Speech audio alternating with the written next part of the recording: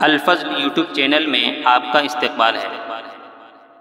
اس channel پر روزانہ قرآن پاک کی ایک آیت تلاوت مع ترجمہ اور مختصر تشریح پیش کی جا رہی ہے۔ ویڈیو اپلوڈ ہونے پر نوٹیفیکیشن پانے کے لیے اس چینل کو سبسکرائب کریں اور بیل آئیکن ضرور دبائیں۔ السلام علیکم ورحمۃ اللہ وبرکاتہ۔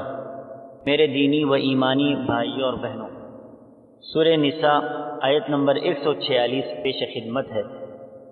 اعوذ باللہ من الشیطان الرجیم الا الذین تابوا واصلحوا واعتصموا باللہ واخلصوا دینہم للہ فاولئک مع المؤمنین وسوف یؤتی اللہ المؤمنین اجرا عظیما۔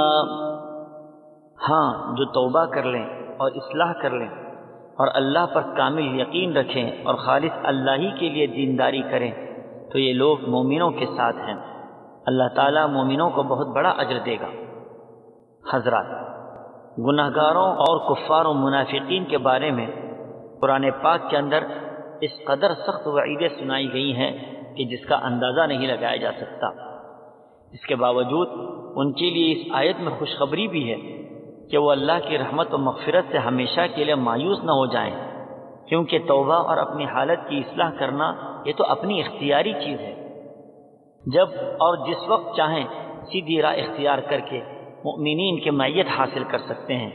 کوئی بڑے سے بڑا گناہ بھی ایسا نہیں جو پیدائشی ہو یا ناقابل اصلاح ہو، بلکہ ہر گناہ کی اصلاح ہو سکتی ہے۔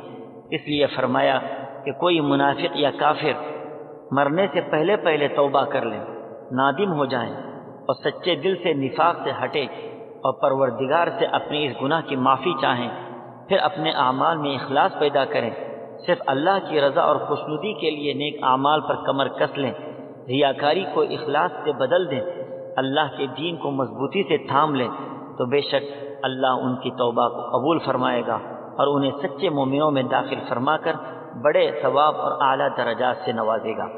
اللہ تعالی ہم سبوں کو ہر عمل اخلاص اور اللہ کی رضا کے خاطر کرنے کی توفیق عطا فرمائے۔ آمین۔ وآخر دعوانا ان الحمد للہ رب العالمین۔